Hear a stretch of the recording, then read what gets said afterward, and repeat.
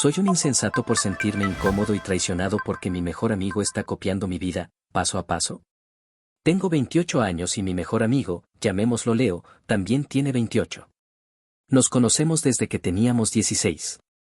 Íbamos juntos al instituto, luego a la universidad y ahora incluso vivimos en la misma zona de la ciudad. Siempre fuimos la dupla, el dúo dinámico, los que se entendían sin hablar. Nos apoyábamos en todo, desde fracasos amorosos hasta ideas de negocios estúpidas. Nuestra amistad era mi roca, la base sobre la que construí gran parte de mi vida social. Nunca hubo celos, nunca una competencia real. O eso creía yo. Hace aproximadamente 1 año y medio, empecé a notar algo extraño. Al principio, era sutil. Me compré una chaqueta de cuero marrón de segunda mano, una pieza única que encontré en una tienda vintage. 2 semanas después, Leo apareció con una chaqueta casi idéntica, solo que la suya era nueva. Cuando se lo comenté bromeando, dijo, sí, la tuya me gustó, pero esta es más moderna. Le di poca importancia. Luego, me dejé crecer el pelo y me hice un corte de flequillo más largo. Unas semanas más tarde, él tenía el mismo corte, el mismo flequillo. Me reí y le dije, parecemos gemelos. Él solo se encogió de hombros y dijo que le gustaba cómo me quedaba. La cosa se puso más seria cuando las copias dejaron de ser solo de ropa. Me metí de lleno en la fotografía analógica. Invertí mucho dinero y tiempo en conseguir una cámara de 35 milímetros, aprendí a revelar mis propias fotos, pasé horas en YouTube viendo tutoriales. A los 2 meses, Leo me preguntó si le podía enseñar a usar una cámara. Me alegré, pensando que tendríamos un nuevo hobby juntos. A la semana siguiente, se compró el mismo modelo exacto que yo. No una similar, la misma. No solo eso, sino que de repente su feed de Instagram se llenó de fotos en blanco y negro con la misma estética granulada que la mía. Mi pasatiempo era mi escapismo. Era mi espacio, mi creatividad, y de repente se sentía invadido. Sentía que lo que era mío se estaba convirtiendo en nuestro, y no me lo habían consultado. Mi frustración creció cuando comencé a sentir que él no disfrutaba genuinamente de las cosas, solo las hacía porque yo las hacía. Por ejemplo, me obsesioné con un grupo de rock progresivo de los 70, una banda súper oscura que casi nadie conoce. Le enseñé algunas de sus canciones y él dijo que no le gustaba ese estilo de música. Un mes después, me mandó un video suyo en un karaoke, cantando una de sus canciones. La cantaba mal, sin sentirla, como si estuviera forzando la actuación. Mi corazón se encogió. Se sentía como una burla. Lo más doloroso no era la imitación, sino la sensación de que estaba perdiendo mi identidad. Mi estilo de vestir, mis hobbies, incluso mi forma de hablar. Comencé a notar que usaba mis frases, mis gestos. Me encogía de hombros de una manera particular y él empezó a hacerlo también. Cuando hablábamos, a veces terminaba mis frases. Era como si mi voz interior estuviera siendo externalizada a través de él. La gente en las reuniones sociales nos empezaba a confundir o a hacer chistes sobre que nos estábamos fusionando en una sola persona. Yo me reía por fuera, pero por dentro me sentía cada vez más pequeño. Empecé a evadirlo. Hacía excusas para no salir, para no mostrarle lo que estaba haciendo, las cosas que estaba comprando o las series que estaba viendo. Me sentía patético por tener que esconder mi propia vida de mi mejor amigo. La tensión entre nosotros creció. Leo lo notó y me preguntó si estaba enojado con él. Le dije que no, que solo estaba ocupado. Me sentía cobarde por no ser honesto, pero temía la confrontación. ¿Cómo le dices a tu mejor amigo que te sientes como si estuviera borrándote? ¿Y si lo malinterpreta? ¿Y si solo es su forma de admiración? ¿Sería yo el insensato por pensar que es una traición? Me he sentado aquí, por más de 2 horas, escribiendo esto. Releyendo cada frase. Me siento ridículo, como si esto fuera un problema de un adolescente, pero me está consumiendo. He perdido el sueño, la alegría en mis pasatiempos. Me siento ansioso antes de verlo, pensando en qué parte de mi vida va a adoptar la próxima vez. Me pregunto si debería hablar con él, si debería alejarme, o si simplemente debería aceptarlo y encontrar una nueva identidad. He llegado a un punto en el que ya no me reconozco en mi propia vida, porque parece que mi vida ya no es solo mía. Necesito perspectiva. ¿Soy el insensato? Actualización 1, 2 semanas después. Gracias a todos por sus comentarios. Me sorprendió mucho la cantidad de respuestas que recibí y el hecho de que tantos de ustedes hayan pasado por algo similar. Me sentí validado, y eso me dio el coraje que necesitaba. La mayoría de los comentarios se inclinaban a que no era un insensato, y muchos me instaron a hablar con Leo, pero con cautela. Después de leer los consejos, decidí que la evasión no era una solución. Así que lo llamé y lo invité a mi apartamento para un fin de semana de juegos de mesa, algo que solíamos hacer antes de que todo esto empezara. La noche del viernes llegó, y mi corazón latía con fuerza. Estaba nervioso y me sentía estúpido, como si fuera a armar un escándalo por algo trivial. La conversación fue difícil. Después de cenar y jugar una partida de Risk, un juego que me presentaste, y luego compró una versión de coleccionista, me tomé un respiro. Le dije que necesitaba hablar de algo serio, algo que me había estado molestando. Leo me miró con curiosidad. Le expliqué, con el mayor tacto posible, cómo había notado que estaba adoptando muchos de mis gustos, desde la ropa hasta la fotografía. Leo, no quiero que esto suene mal, le dije, pero siento que estás copiando. Como si lo que me gusta a mí, de repente, también te gustara a ti. Su reacción inicial fue de risa. Una risa corta y nerviosa. Vamos, Alex. No seas tan paranoico. ¿Qué va a hacer eso? Simplemente me gusta lo que te gusta a ti, ¿qué tiene de malo? Eso demuestra que tenemos buen gusto. Ahí fue donde me di cuenta de que él no lo veía como yo. Para él, era una validación de nuestra amistad. Pero para mí, era una pérdida de individualidad. Intenté explicarlo de nuevo, esta vez con más detalle. Mencioné la chaqueta vintage, el corte de pelo, la banda de rock. Mencioné cómo me sentía como si estuviera perdiendo mi identidad. Su expresión cambió. La risa se fue y fue reemplazada por una especie de resentimiento. Alex, dijo, con la voz más fría que le he oído en años. Estás exagerando. Eres un dramático. ¿No puedo tener los mismos gustos que mi mejor amigo sin que te sientas atacado? No se trata de ti, ¿sabes? A lo mejor es que te admiras mucho a ti mismo. Sus palabras me dolieron. Era un golpe bajo, y me sentí pequeño otra vez. Le dije que no se trataba de admiración, sino de una sensación de que estaba invadiendo mi espacio personal, que sentía que no podía tener nada que fuera solo mío. Leo se levantó. No puedo creer que estemos teniendo esta conversación. Creí que eras mi mejor amigo. Deberías estar feliz de que te admire tanto. La conversación terminó en un punto muerto. Él dijo que necesitaba aire y se fue. No me llamó en los siguientes días. No supe nada de él. Me sentí fatal. No sé si hice lo correcto. Quizás sí era un insensato.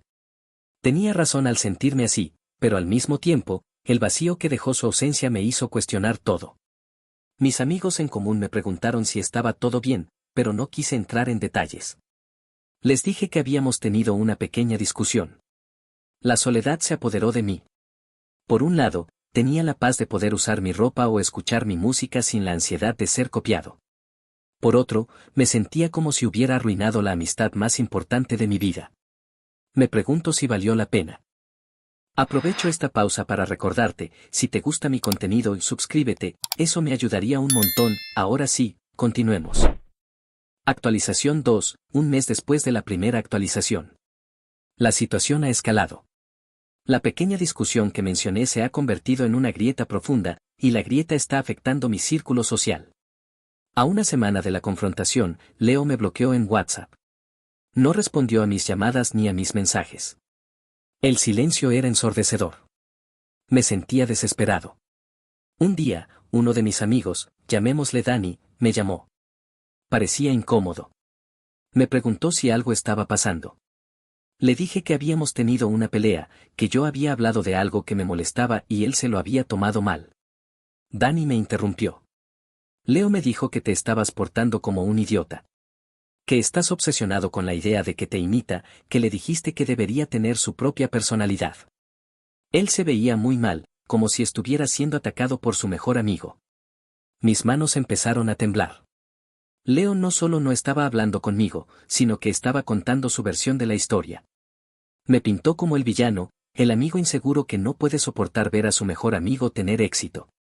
La ironía era palpable. Le expliqué a Dani mi perspectiva, como la imitación no era una simple coincidencia, sino un patrón que me estaba asfixiando. Dani me escuchó, pero su tono era reservado. Al final de la llamada, solo dijo, no sé qué decir, Alex. Solo espero que puedan arreglarlo. Son como hermanos. El conflicto se extendió a otros amigos. En una reunión, me encontré con otro amigo que me preguntó por qué estaba siendo tan tóxico con Leo. Estaba usando las mismas palabras que Leo había usado en nuestra conversación.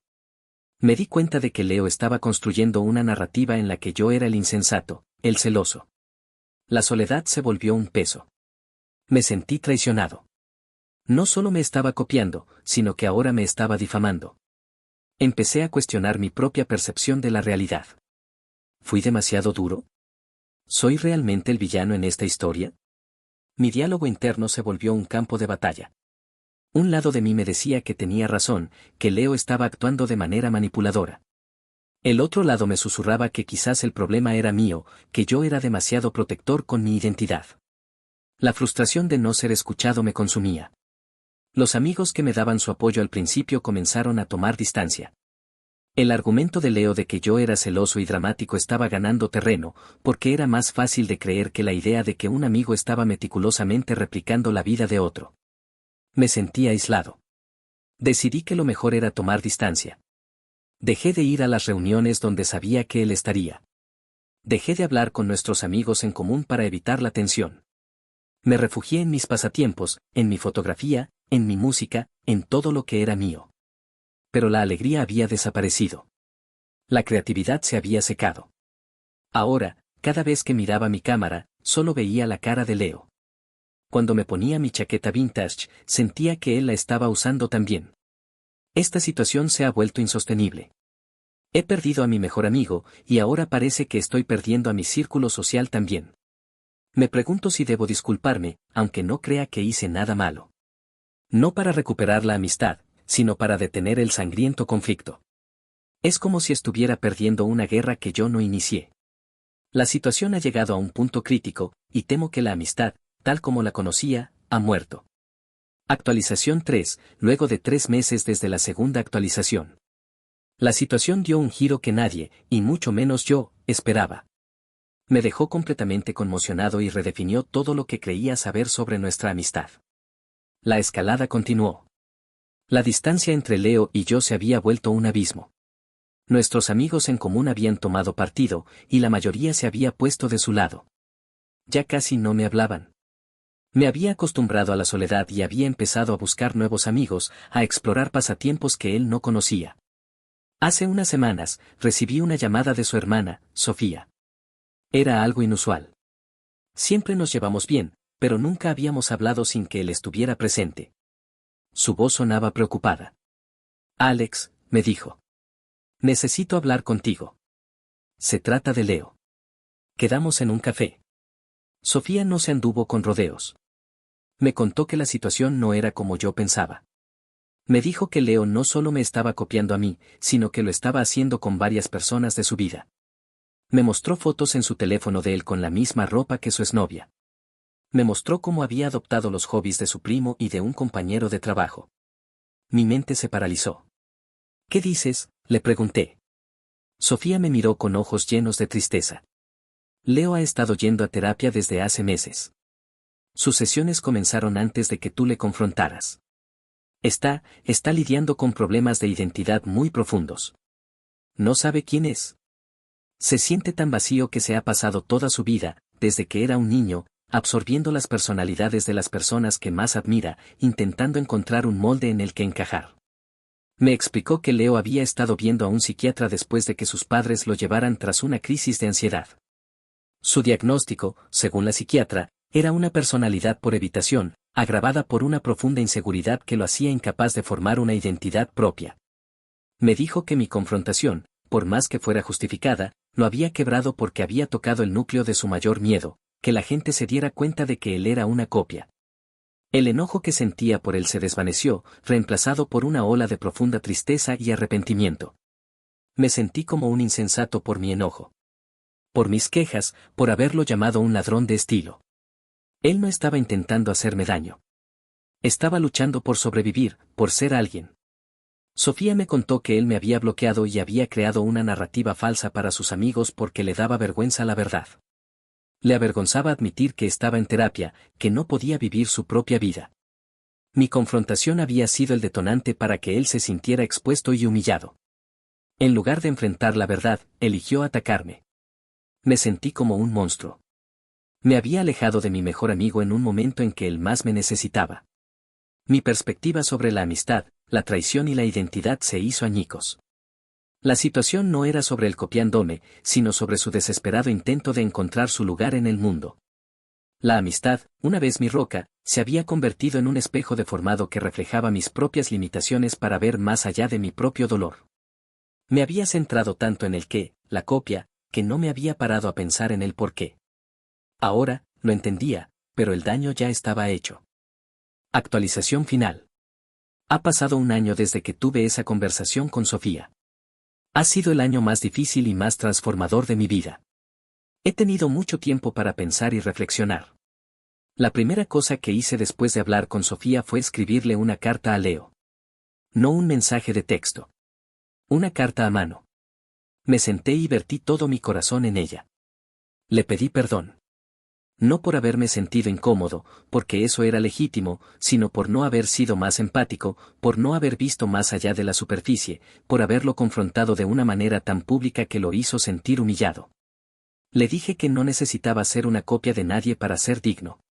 Le conté que había hablado con Sofía, y que no le contaría a nadie de nuestros amigos su secreto. Le dije que, aunque la situación había roto nuestra amistad, siempre lo recordaría como mi mejor amigo. No respondió. Al principio, me dolió, pero luego entendí que él necesitaba su espacio para sanar. Me había costado casi un año darme cuenta de que el problema no era de la amistad, sino de su propia lucha interna. Era una batalla que él tenía que librar solo. En los meses siguientes, me distancié de la mayoría de nuestros amigos en común. Era difícil estar con ellos sabiendo que tenían una versión falsa de la historia. Me enfoqué en mí mismo. Viajé. Me uní a un club de fotografía. Encontré mi identidad de nuevo, no porque la había perdido, sino porque ahora la apreciaba de una manera que nunca lo había hecho. Me di cuenta de que mi estilo no era solo ropa y pasatiempos, sino la suma de mis experiencias, de mis valores, de mis elecciones. Era un reflejo de quién era yo, y era algo que nadie podía replicar, porque era auténtico. Aproximadamente hace un mes, recibí un mensaje de texto. Era de un número que no conocía. Hola, Alex. Soy Leo. No sabía que era tan difícil ser yo mismo. Gracias. Fue corto, pero significativo. Fue la primera vez que se sintió como una persona real, no como mi reflejo. Le respondí, me alegra oír eso. Sé que serás un gran, tú. No sé qué nos depara el futuro. No creo que volvamos a ser los mejores amigos que éramos. El dolor y el daño ya están hechos.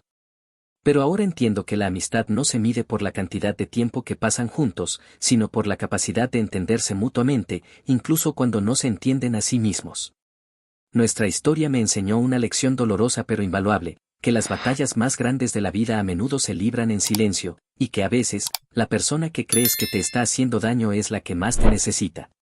No fui un insensato, pero pude haber sido más amable. Y quizás, eso es lo más importante que he aprendido. Si llegaste hasta el final, por favor deja un pulgar arriba.